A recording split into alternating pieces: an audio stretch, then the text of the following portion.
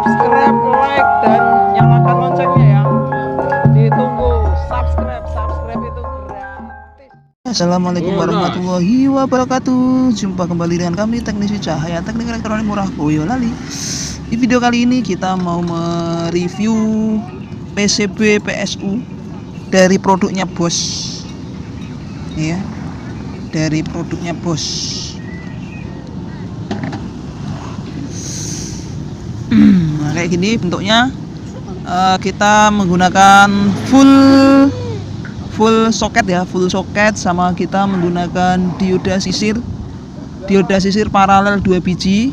Ini bisa dipakai 25 ampere, bisa dipakai juga yang 15 ampere, jadi tergantung berapa ampere trafonya. Ini Audio Pro punya ya. Ini sudah dilengkapi dengan kapasitornya 100 nano, tapi voltnya jangan lupa 275 volt ya, jangan dikasih yang biasa. Tapi kalau nggak usah dipasang juga nggak apa-apa. Terus kapasitor elko nya kita menggunakan 6 biji di sini. 1 2 3 4 5 6. Sistemnya simetris, seri 3 set ya, paralel 3 set. Ini resistor ini untuk LED, resistor LED ya, bukan resistor breaker. Ini untuk VCC nya outputnya 2, terus CT nya juga outputnya 2. Jadi ini untuk channel A, channel B, CT channel A, CT channel B, ini plus channel B. Ini maksudnya sudah bisa dipakai untuk channel A, channel B seperti itu. Hal-hal yang harus diperhatikan kalau menggunakan PCB yang model kayak gini ya, model produk jadi kayak gini. Ini kalau tidak diperhatikan atau tidak mengikuti instruksi dari PCB ini ya berbahaya ya. Kenapa berbahaya? Karena nanti akan mengakibatkan power kita jadi bermasalah, dan masalahnya itu juga bisa masalah fatal ya kalau drivernya tidak support dengan PCB PSU ini ya.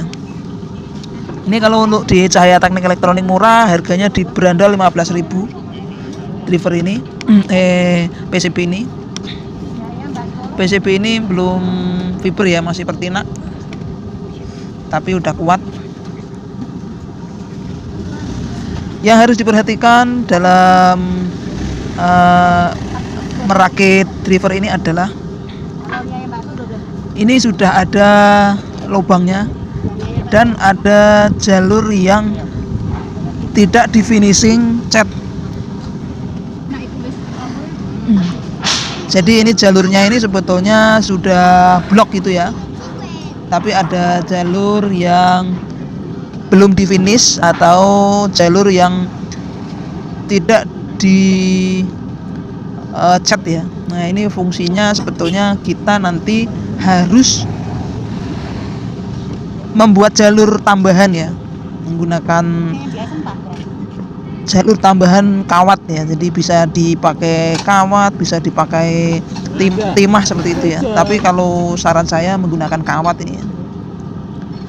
Supaya apa ya? Supaya besarnya ampere yang ada di PSU ini bisa tercapai ya. Jadi ampernya itu bisa tercapai. Tapi kalau ini tidak ditambah menggunakan instalasi lagi, menggunakan minimal timah ya, atau T0 atau di solder itu di sini, itu dipakein kawat lagi ya. Soalnya kalau nggak dipasangin kawat, kalau misalkan terjadi short, konslet, atau terjadi kebakar pada driver, ini bisa kepotong ya, walaupun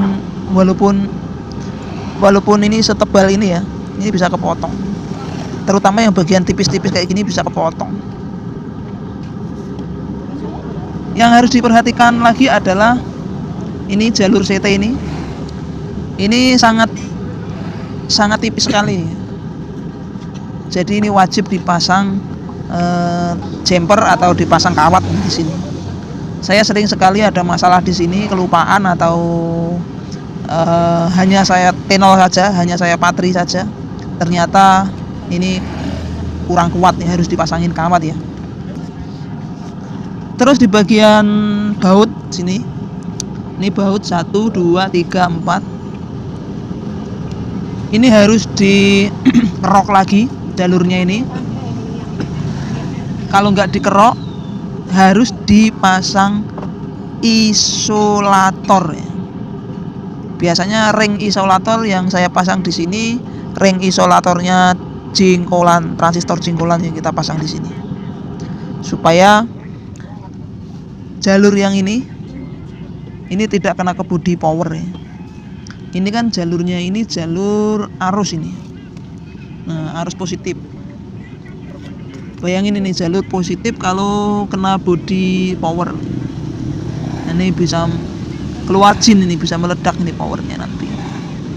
Mungkin pas dipasang sekali, 2 kali, apa sehari 2 hari, 1 bulan 2 bulan nggak masalah. Mungkin lama-lama power dibawa ke sana ke sini, terkoyak atau goyang atau geser. Ini bisa konslet ini kalau tidak menggunakan isolator nih, tidak menggunakan ring jengkolan. Mungkin itu saja informasi pengalaman dari kami dari Cahaya Teknik Elektronik Murah Boyolali. Semoga pengalaman ini bermanfaat buat teman-teman semua. Karena sebelum saya membagikan informasi ini, saya sendiri pernah mengalami masalah dengan PCB PSU ini. Power sudah kita kirim, beberapa hari kemudian atau beberapa saat kemudian setelah dites di rumahnya menggunakan mungkin beban besar, akhirnya apa yang terjadi? Jalur pada induktor ini CT putus. Alhasil komplain dan kita harus menginformasikan kepada customer kita untuk membuat tambahan kawat di sini supaya tidak gampang putus ya, atau tidak terjadi masalah ya.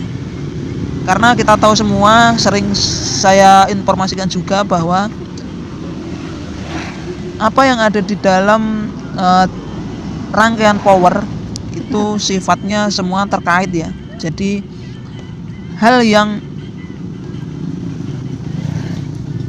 putus saja jalurnya itu bisa mengakibatkan kebakar pada part yang lain. Jadi hanya putus kabel saja itu bisa membakar transistor. Putus jalur saja nih, jalur ini misalkan ini jalurnya ini terputus, jalur yang kecil-kecil kayak gini terputus, ini bisa membakar transistor final. Itulah yang terjadi kalau kita merakit power. Jadi semua solderan itu memang benar-benar harus matang semua ya. Jadi nggak boleh ada yang lepas atau ada yang putus. Jadi kalau ada yang putus nanti akan mengakibatkan masalah pada power rakitan jenengan semua. Oke, terima kasih telah mengikuti video ini sampai selesai. Terima kasih juga yang sudah subscribe. Apabila ada kesalahan mohon maafkan, informasi sedikit. Wassalamualaikum warahmatullahi wabarakatuh. Jumpa lagi di channel ini, channel yang selalu dinanti karena selalu menginspirasi. Cahaya Teknik Elektronik Murah Boyolali. Subscribe channel ini dan salam satu hobi.